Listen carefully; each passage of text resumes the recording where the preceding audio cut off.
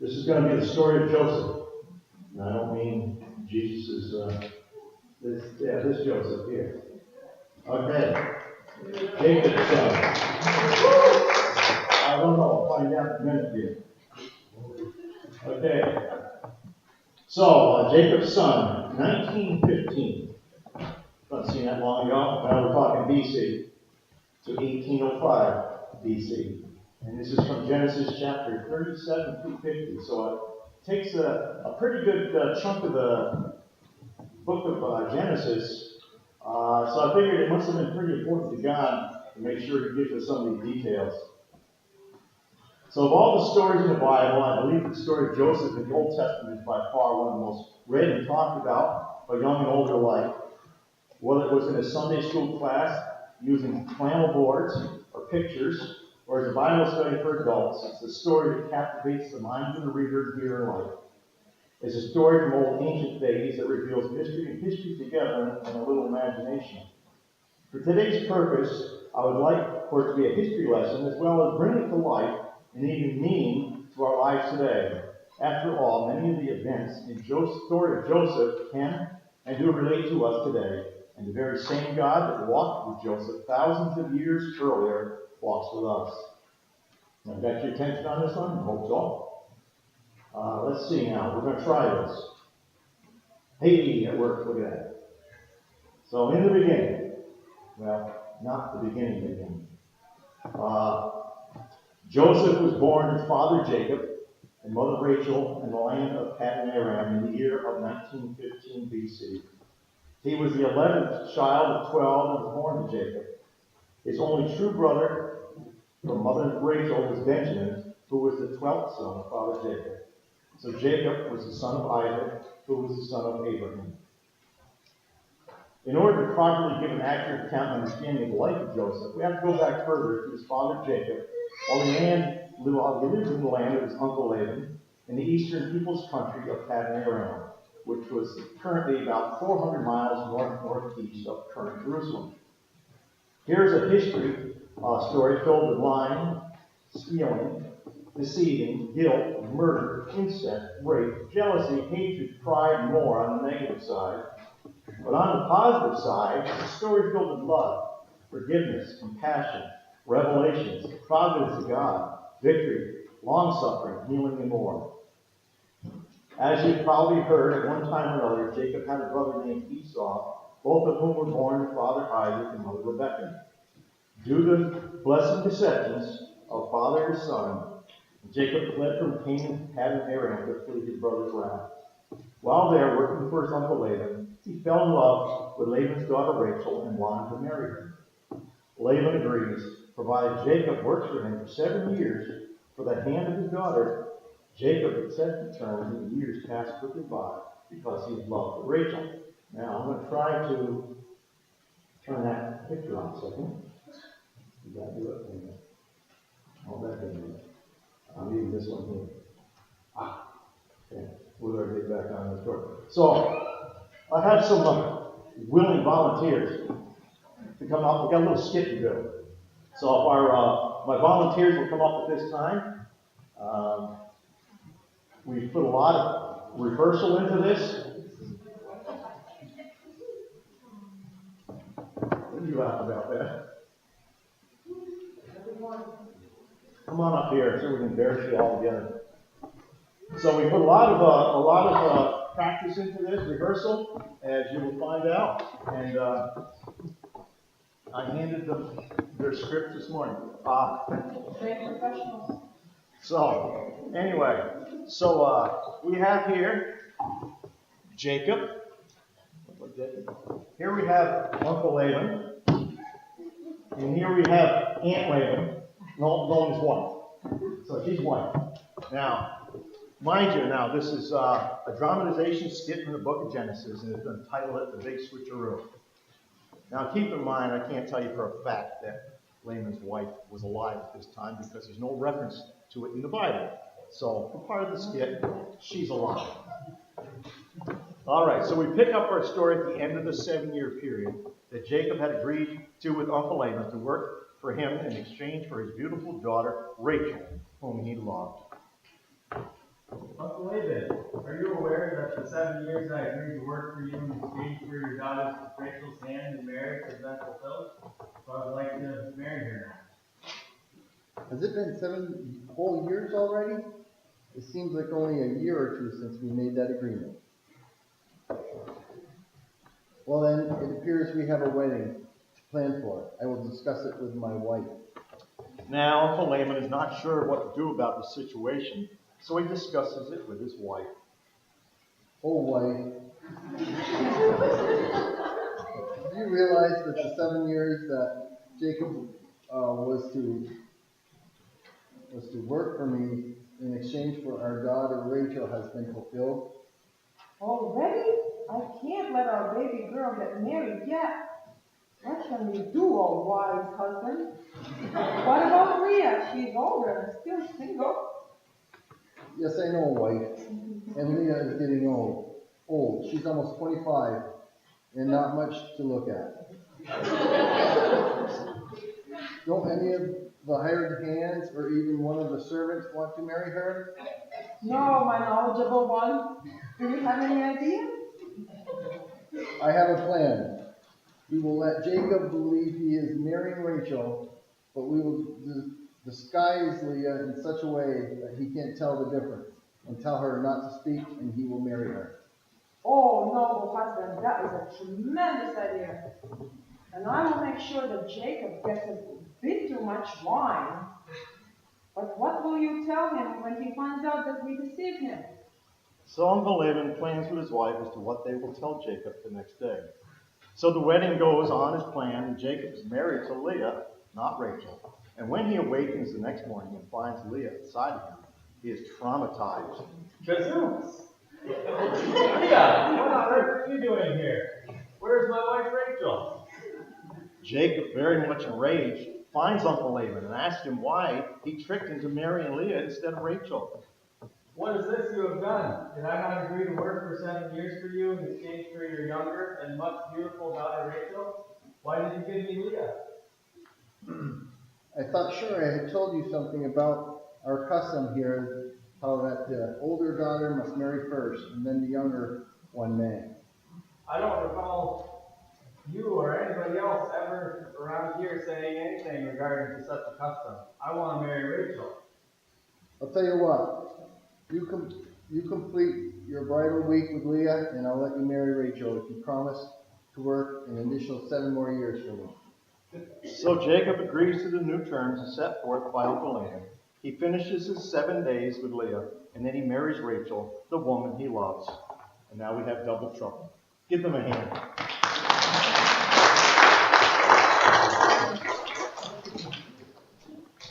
Okay.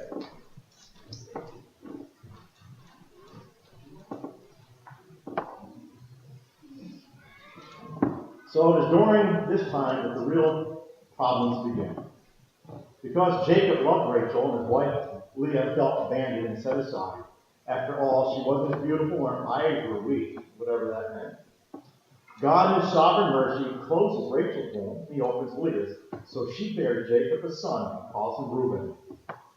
Leah sees this as God's working. God, seeing the lack of love Jacob has for her, allows her to bear another son. She calls him Simeon. Still another son is born. His name is Levi. She now believes that her husband will love her, for she had borne him 3 sons. And she conceives again and says, "Now I will praise the Lord." So she called him Judah, and she bore no more sons. Now let's see if we can get this thing back out. Okay, same sign. Let the games begin. Now the real competition begins, and with it much jealousy, envy, and conflict between the 2 wives of Jacob. Rachel becomes envious and approaches Jacob and states, "Give me children or else I'll die." So she devises a plan to have her maid sleep with Jacob and bear him a son as her own. She gave him the maid Bilhah to Jacob, the wife, and she bears his son and calls him Dan and said, "God has judged my case and given me this son." Bilhah bears another son and calls him Naphtali. Now here's where the true feelings come out in the open when Rachel states, With great wrestling, I have wrestled with my sister, and indeed I have prevailed. A little bit of pride there, maybe? Now Leah saw that she had stopped having sons. So she gave her maid Zilpah to Jacob as wife, and she bore a son, and Leah says, "What good fortune." So she named him Gad. Again, Zilpah bears another son. Leah says, "How happy I am. The women will call me happy." So she names him Asher. On another occasion, Rachel wants some of Leah's sons, Reuben's mandrake plants, and agrees to trade sleeping with her husband Jacob and Leah for some. So Leah bears another son and calls him Issachar, and again bears another son and calls him Zebulun, her sixth son. Now, you've probably read this stuff before, and you saw mandrakes, and so I was like, okay, well, what's the big deal with the mandrakes? So basically, if you cut them up, you saw them in the pan, and it tastes like chicken. No. So I went online to try to find out what this was all about. And one of the things I printed off, I'm sorry I didn't get the references to where I copied it off from. I didn't like this, but it was written out pretty good, so I figured no sense in rewriting it. I'll just go for it like it is. So in verse 14 begins a record of Rachel requesting the mandrake Reuben found for his mother Leah during the wheat harvest. The mandrake is a Mediterranean plant with blue flowers, and in the winter, and yellow plum-like fruit in the summer. It has been desired in many cultures because of its belief that it is an aphrodisiac and promotes fertility. These qualities, coupled with the fact it was only rare found in Paddan Aram where they lived, explains why both Leah and Rachel desired the plant. Rachel herself has not borne any children. Leah has become temporarily infertile, and both are seeking a cure in the mandrake.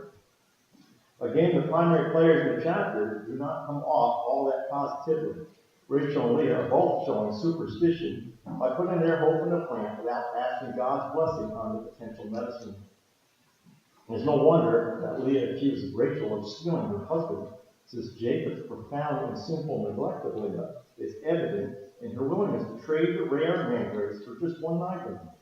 Rachel, incensed, prostitutes Jacob by offering him to Leah for the desired fruit, and is painfully more concerned to bear children of her own than she is for her sister's welfare.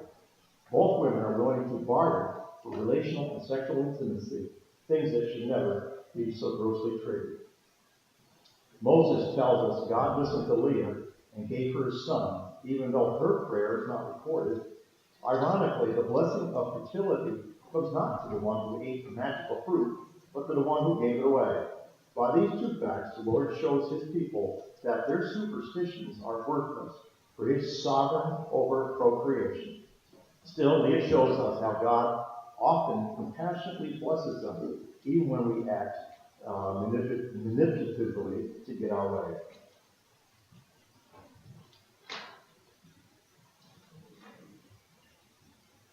So things on the farm are not going so well with Jacob and Uncle Laban.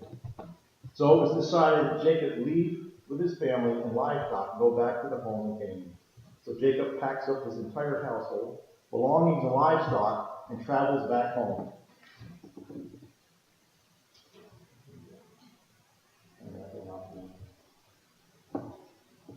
It was while Jacob was in Bethel that God said to him, "Your name is Jacob, but I will now call you Israel. A nation and community of nations will come for you, and kings will come from your body," as Genesis 35:10.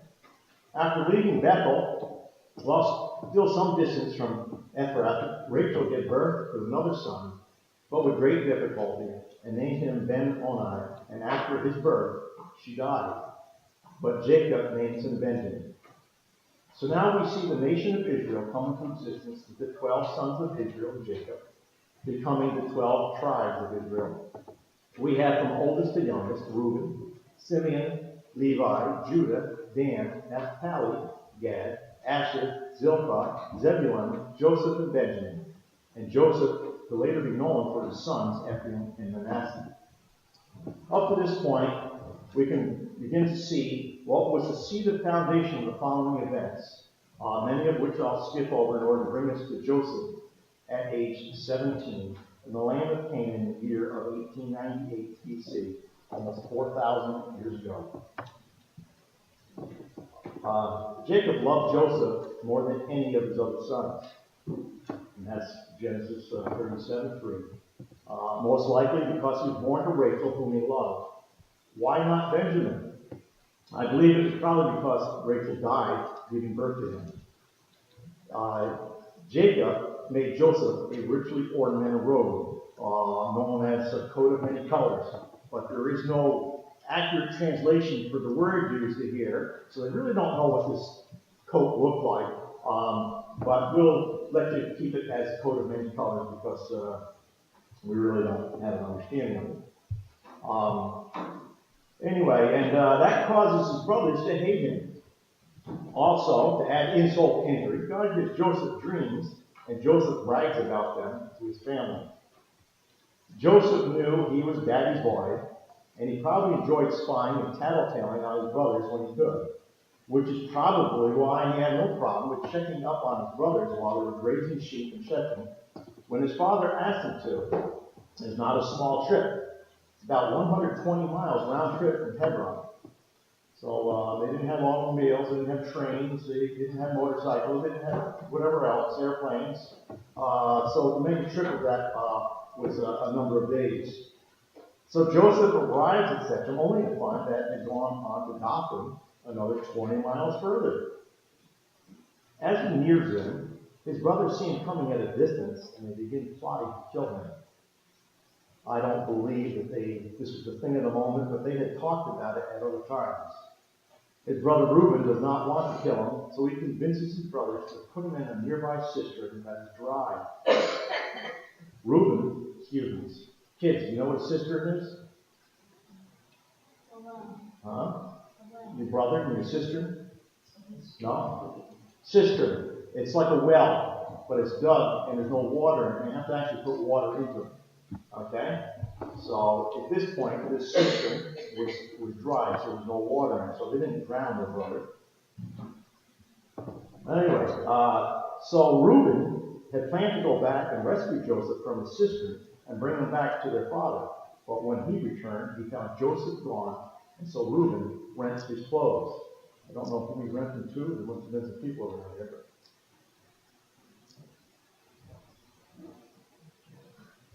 Joseph.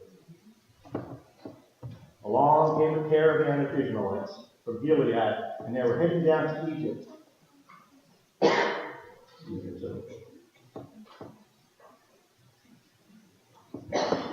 So Judah speaks up and convinces his brothers not to kill Joseph, because he is their brother, own flesh and blood, but instead to sell him to the Ishmaelites' caravan.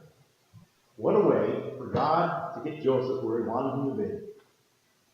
I'm sure that Joseph was confused, angry, scared, and helpless at this latest turn of events. But what could he do? Have you ever been in an unexpected situation where you felt all alone and confused? Maybe asking, where is God? Because of their jealousy and hatred toward Joseph, they showed little respect or compassion to their father, and they lied to him, stating, he was attacked by a wild animal, here is his special coat, which they had dipped in goat blood to provide evidence. Back then, there was no DNA proof, so they had to take his word. He had to take their word on it. The Midianites, or the Israelites, took Joseph to Egypt and sold him to Potiphar, one of Pharaoh's officials and captain of the guard. So now Joseph was living in Potiphar's house and running his household. God was using Joseph and blesses Potiphar during the time there. The Lord was with Joseph and he prospered, and the Lord gave him success in everything he did. But as we continue in this portion of Joseph's life, we now have the temptation of sexual advances from Potiphar's wife towards Joseph, and she approaches him many times to get him to sleep with her, but Joseph continues to refuse. He tells her, how could I do such a wicked thing and sin against God? Even after all he had been through and the way his brothers had treated him, Joseph still believed and wanted to please God. So because Potiphar's wife couldn't get her way, she lied to her husband, saying that Joseph tried to force his way upon me. So now Joseph is removed from running Potiphar's household and is thrown into prison where the king's prisoners are kept, or a dungeon. It now appears that Joseph went from bad circumstances to worse. It wasn't enough that he went from being hated and thrown away by his own flesh and blood and separated from his family, sold into slavery and accused of doing wrong, but now a prisoner in the king's prison. What was God up to? Had he forgotten all about Joseph and the dreams that he'd given him? We have no record of Joseph complaining or trying to plan revenge. I don't know about you, but I think I'd probably would. But we do not record, but we do have a record of the fact that God was using him and making him a blessing right where he was at. So while in the king's prison, the Lord was with Joseph. He showed him kindness and granted him favor in the eyes of the prison warden. So the warden puts Joseph in charge of the prison and all that was done there. Kind of sounds familiar to another story of Paul and Silas in the New Testament, doesn't it? It just so happens that at the same time Joseph was in prison, that the king's cupbearer and baker were both thrown into prison as well. They tell Joseph of the dream that they had, and Joseph, through divine revelation, is able to interpret the dream for them. When the cupbearer and the baker are released, Joseph asks them to mention to Pharaoh about him. Guess what? They forgot. Well, one forgets. The baker was hung. Now, 2 years later, so here's Joseph been in jail for 2 years in prison. Pharaoh has a dream. He calls together all the magicians and wise men of Egypt. He tells them his dream and asks them to interpret it for him. They cannot. But now the cupbearer remembers about Joseph, and he speaks up and tells Pharaoh of one who can interpret dreams. So Joseph is brought up out of the dungeon, cleaned up, and brought to Pharaoh. He asks Joseph if he can interpret his dreams, and Joseph replies, I cannot do it, but God will give Pharaoh the answer. So Joseph interprets the dream for Pharaoh and tells him to prepare for 7 years of abundance, followed by 7 years of famine. Pharaoh realized that this man with the Spirit of God in him should be the one to make preparations. So he puts Joseph in charge of his entire palace, and all the people are to submit to Joseph's orders, and that only Pharaoh himself will be greater than him. Joseph, thrown into a dry well and sold into slavery at age 17, taken from the pit of the king's dungeon, lifted to the second highest in all of Egypt at the age of 30, now receives Pharaoh's signet ring, dressed in fine linen, a gold chain around his neck, and he has him ride around in Pharaoh's chariot as second command in charge of the whole land of Egypt. Talk about the plans and providence of God and how he brings them to fulfillment in his timetable. This reminds me of a scripture in Isaiah 40:31. But those who wait upon the Lord shall renew their strength. They shall mount up on wings as eagles. They shall run and not grow weary. They shall walk and not faint.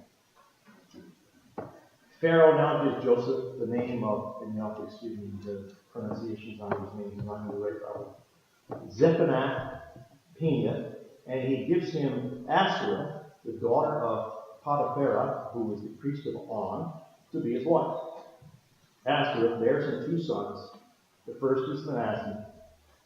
And Joseph says it is because God has made me forget all my troubles and all my father's household.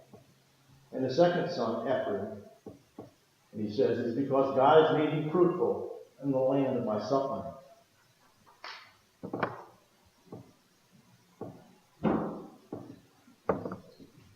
So now the 7 years of abundance comes and ends. And the 7 years of famine begin in Egypt, the entire known world. Joseph opens up the storehouses and sells grain to the Egyptians and all other countries that come to buy. Jacob, Joseph's father, learns of the grain in Egypt and sends 10 of his sons to buy grain there, but keeps his youngest son Benjamin at home.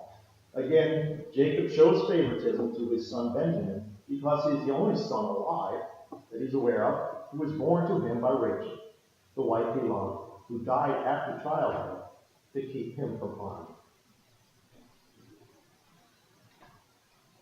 Hi ho, off to Egypt we go. So the brothers 10 packed their belongings and leave Canaan to head to Egypt. When they arrive, Joseph sees them and recognizes his brothers, but they don't recognize him. And Joseph speaks harshly to them and accuses them of being spies. Joseph demands them to return home and bring their brother Benjamin back with them, and leave Simeon there in Egypt as a hostage until they return. I'm sure that this time all of the bad memories of his brothers come flooding back into his mind as if they were just yesterday. So he most likely is very skeptical of their appearance and objective, and rightly so. Now the brothers began feeling guilty for the way that they had treated Joseph all those years ago, even though they didn't know that's who he was, and believed that they're being punished for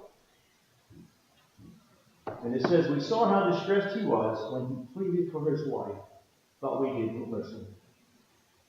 Reuben reminds them that they should have listened to him when he told them not to sin against their brother.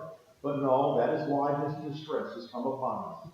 Joseph heard, but they didn't know he understood them. He turned away from them and began to weep. So Joseph has Simeon bound in front of them all, and now the brothers 10, less one, return home with their grain and the silver they had brought to pay for it to their father Jacob.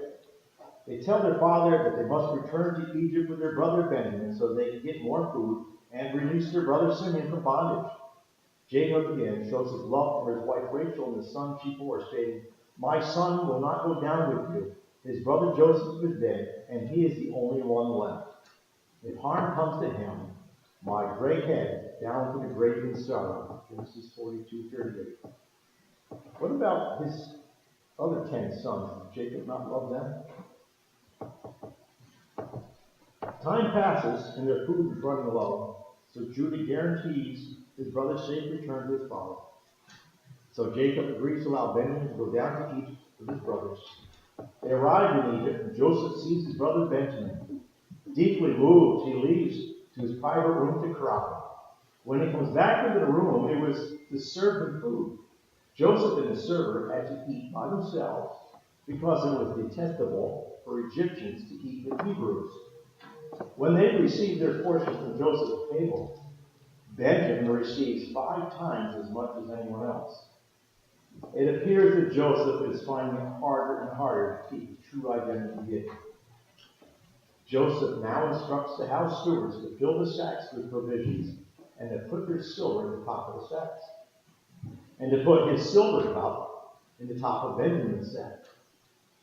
In the morning, his brothers are sent on their way, but Joseph has pulled another deception on them. He now sends his steward out after them to find his special silver cup that he drinks with and also uses for divination. Surprised as he could be, the steward finds the cup in Benjamin's sack, and he reprimands them for it. Joseph says to them, what is this you have done? Don't you know that a man like me can find things out by divination? Why would Joseph resort to divination? Did he truly practice it, or was it just a facade to act the part? He knew that God revealed the future. Was Joseph trying to get back at his brothers for what they had done all those years ago? It is one thing to forgive. It is another thing to forget. Finally, after a big made-up story, false accusations, and threats of slavery, Joseph threatens to keep Benjamin in Egypt. But Judah plea finally brings Joseph to break and reveals his true identity to his brothers. Joseph eases their minds about what they had done to him all those years and assures them that it was God's plan to send them ahead of them to preserve life. Genesis 45:4-8, it was not you that sent me here, but God. Joseph now instructs his brothers to go back to Canaan and bring his father back to Egypt to live. He embraces his brothers and weeps over them. He tells them to bring all the family, but forget your belongings, for Pharaoh has promised the best of all Egypt will be yours. They return to Canaan and inform their father that Joseph is alive. Once convinced, his spirit is revived, and they pack up the entire family, livestock, and head to Egypt. On the way, Jacob receives a vision from God. that all will be well, and he will make them into a great nation.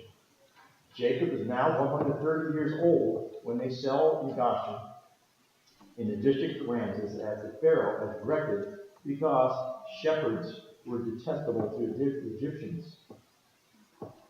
70 people in all, including Joseph and his family.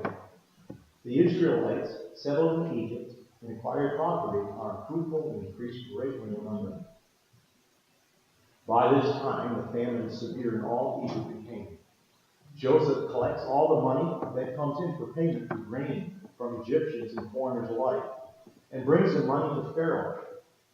Once their money was gone, they would bring in their livestock to exchange for grain to help them get through another year of famine. The following year, they had no money or livestock.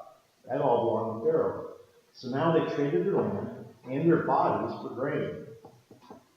The land all became Pharaoh's, and the people were reduced to servitude from one end of Egypt to the other. Because the people of Egypt are so thankful to be alive, they are willing to be bond servants to Pharaoh, all except for the priests, because they had received their food from Pharaoh already.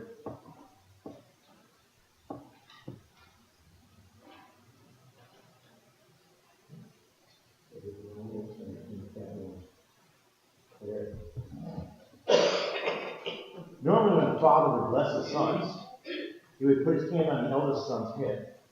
But Jacob puts his hand on Ephraim's head and not Manasseh. Joseph tries to correct him, but Jacob insists on Ephraim because God had shown him that the younger would be greater than the older. Because Joseph was the firstborn of Rachel, he would receive the double portion, and so his two sons would carry the name instead. As we see later, when the land was divided between the tribes, Manasseh received 2 plots of land. And in 1 Chronicles, chapter 5,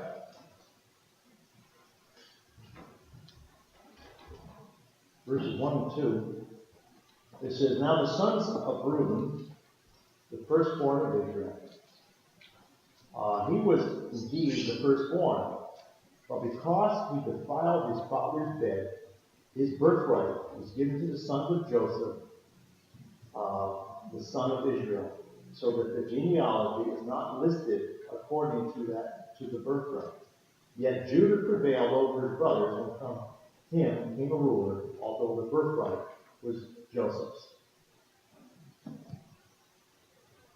So again, we see some of that likely simple lifestyle that caused the firstborn blessing to go on to Joseph for his 2 sons. And that's it. All right, so let's see. Prior to Jacob's death, he blesses Joseph's 2 sons, Manasseh and Ephraim, and he claims them to be his sons, just as Reuben and Simeon are his sons, who were the firstborn to Leah. In the future years to come in the land of Canaan, some 400 years later, Manasseh and Ephraim will be reckoned with the names of Joseph's brothers to establish the 12 divisions of the land of Israel. Jacob, known as Israel, died in Egypt at the age of 147 years old. And before he died, he had Joseph promise to bury him in Canaan and not in Egypt, at the same place that Abraham, Sarah, Isaac, and Rebekah, and his first wife Leah were buried. Joseph has his father embalmed, which takes 40 days, and the Egyptians mourn for him 70 days. Joseph and his household, his brothers, and all of Pharaoh's officials take Israel back to Canaan to be buried in the place he requested. Chariots and horsemen also went along on the journey to Canaan. Now that Jacob is dead, Joseph's brothers are afraid of some payback. So they tell Joseph that before their father died, his last instructions were for Joseph to forgive his brothers for the wrong that they had done. Joseph wept. I guess they didn't believe that Joseph had truly forgiven them for what they had done to him all those many years ago. Joseph confronts them and assures them not to be afraid and says, Am I in the place of God? And then the key verse, Genesis 50:20.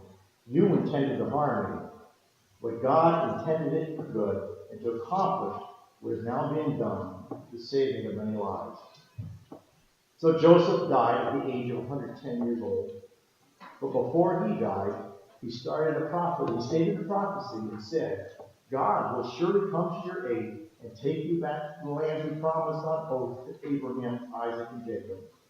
Joseph also made the sons of Israel the promise to bring his bones, up from Egypt to Canaan almost 400 years later. And Hebrews 11:22, we got record of that. And so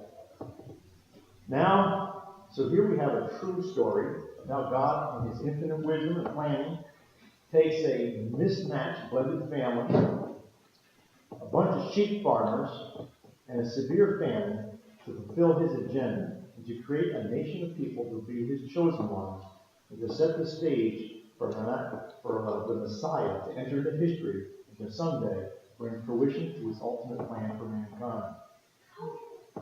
As we look back over the story, we highlight some of the tribulations and hardships.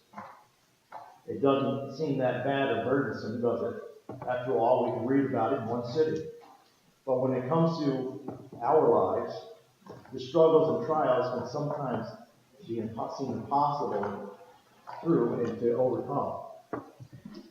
They sometimes appear to drag on forever, or just keep coming one after the other. Maybe we feel that God has forgotten about us, like Job felt when he went through his testing. But hang in there. There is truly a light at the end of the tunnel, and that light is God's Son, Jesus the Christ, our Messiah. So maybe God won't use you to save an entire race of people, but who knows? God does. So on here I've got listing the sons of Israel, their names and what they mean. So Asher, happy, blessed. Benjamin, son of the right hand. Dan, judge. Ephraim, double fruitfulness. Gad, fortune and luck. Issachar, my reward. Joseph, you will add. Judah, praise. Levi, united and joined. Manasseh, cause him to forget. Naphtali, my strife, my struggle. Reuben, behold the son. Simeon, he has heard. And Zebulun, prince.